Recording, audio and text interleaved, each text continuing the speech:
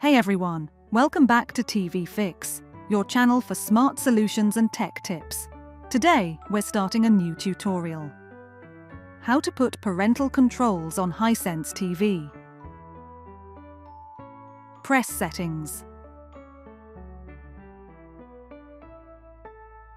Scroll to All and press OK. Scroll to Channel, then scroll right using the directional buttons. Scroll to Parental Controls and press OK. Enter the system PIN, scroll to OK and press the OK button. Make sure Locks is highlighted and press OK. To put parental restrictions on a specific area, scroll to Adjust on the relevant setting and press OK. Scroll to the input you would like to lock and press OK.